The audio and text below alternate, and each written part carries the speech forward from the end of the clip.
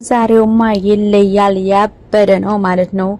ኤፋና ህያብ እንኳን ለዚህ አበቃችሁ። ሰላም ሰላም ውድ ቤተሰቦቼ እንዴት ናችሁ? ሰላም ናችሁ? እኔ ያለው እግዚአብሔር ይመስገን እናንተም ሰላም እንደምትሆኑ ባለሙሉ ተስፋ ነኝ ማለት ነው። ዛሬ ቆንጆና ደስ በሚል ቪዲዮ መጥቻለሁ ማለት ነው። ሰላም ሰላም ኮራት ተከታተልቲ ናይ የዳሂት ብዝኾንኩም ከመይ ኣለኹም? ሰላም ዲኹም?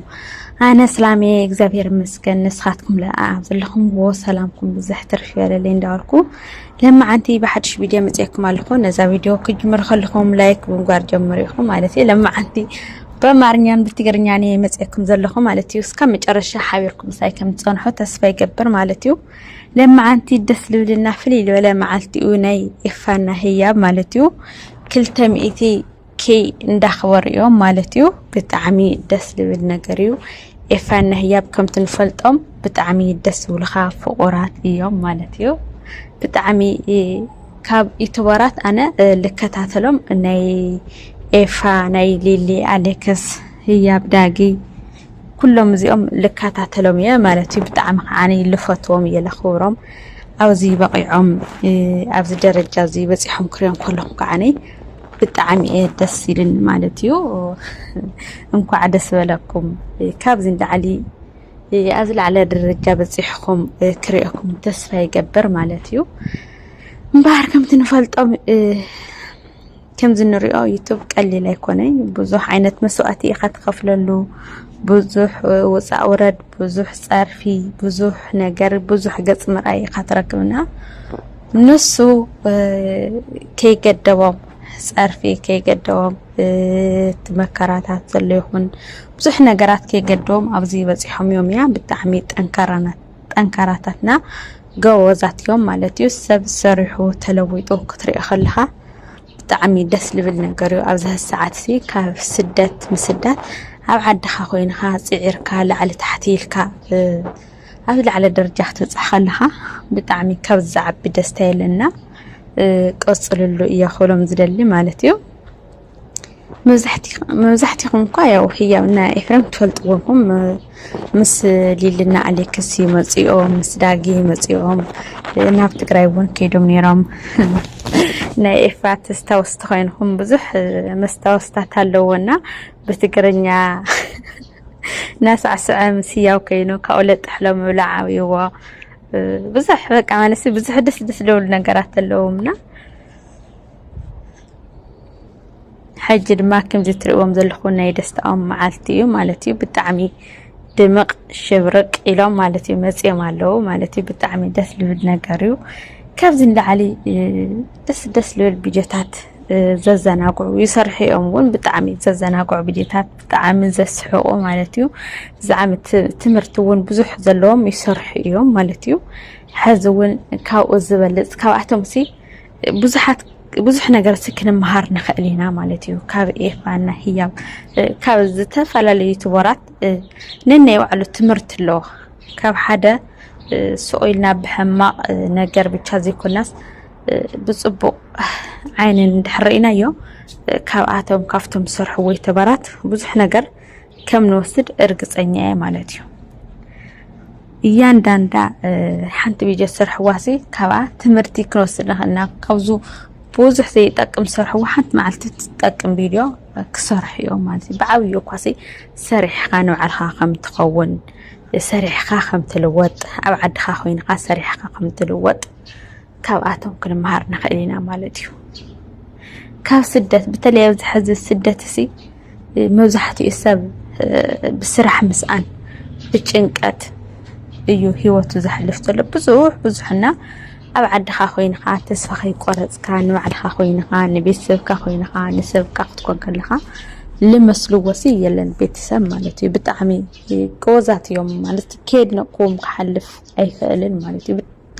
ማለት በዚ ብትግራይ እኳ ሕዚ እዩ ዝልመድ ዘሎ ዩቲዩበራት እምበር ብዙሕ ዩቲዩበራት የለውን ማለት ካብ ቀደም ኣይኮን በዓል ሊልና ኣሌክስ ኣለዉ ማጊሾው ኣለዉ ብዙሓት ኣለዉ እዮም። ያው ግን ከዓኒ ብዙሕ ኣይተለመደ በዚ ኣማራ ክልል ተኾነ ግን ብዙሓት ዩቲዩበራት እዮም። ብኡ ከዓ ብዙሕ ዝተለወጡ ብዙሕ ኣብ ዝለዓለ ደረጃ ዝበፅሑ መብዛሕቲኦም ብኸምኡ እዮም። ኣበይ ነይሮም حزخ أو كم هيوت علو أو كم درجة علو نرى لنا نقولنا بعلنا مزحتي نقول نكاتاتلنا مزحتي أو تقراويسي أو نايم حرب بزوح سوي لكاتاتل إن تلو تسي كابينا وإزمت كميل كأي لعبة كأومسي بزوح نقسم نخالينا مالتي نساتهم أو زبط يحونيو بحرق زي كونيو وزيحهم بزوح عينة مسوات خفيلهم بزوح أورد ديبيلهم بزوح نجارات حليفهم يوم أوزي بزيحهم سخنا نجار أو هيوتنا هاني حدا نجار تدلينا هاني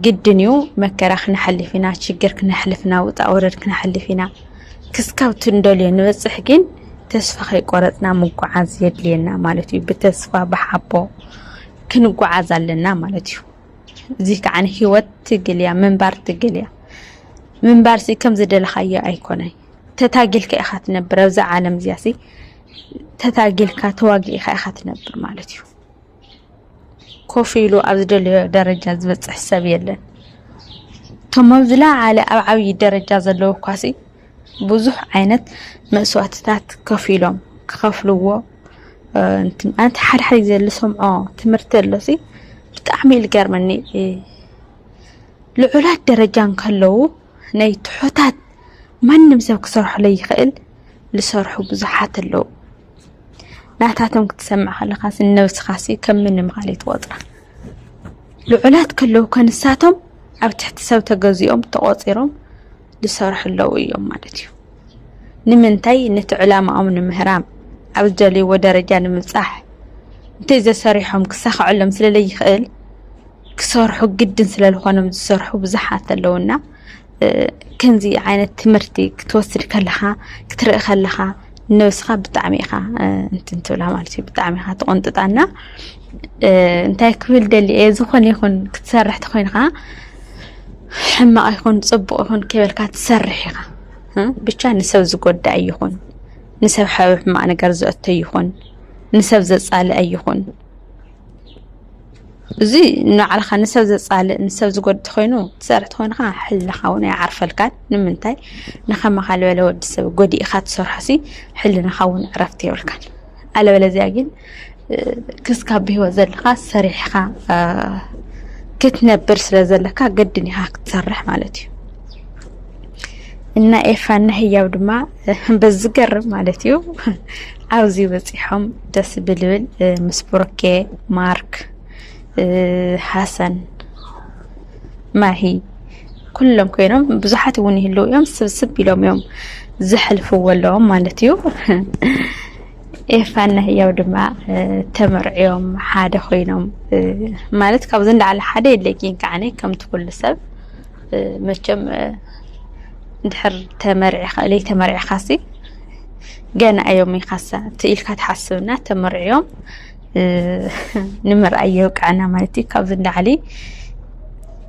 كفيلكم أبدل على الدرجة بتحكم كريئكم تسفي كبر بتعميز فتيكم بتعميز زخبركم إفانا هيا مالتيو انكو عدس ولكم كبلي جلي مالتي نقولكم فاميلي ناي إفانا هيا بزخونكم انكو عدس ولكم ياو زخلو أو زي بتحمنيو نقاتهم دستا بناي فاميلي أميو فاميلي أم سلتكاتاتلوهم لايك شير سلتكورلهم سبسكرايب سلتكورلهم يوم أبدل على الدرجة بتحمنا ونا نما نمسك عني صبهم قهر صبوا مالتيو نعيون نحفتهم أبرتات عني مالتيو إن أنا لما عند فيديو حزاز ما تأخذ مسني را أو قصة اللي بأنجو فيديو كم نراقب تسفي قبر سسنين معهم باي باي.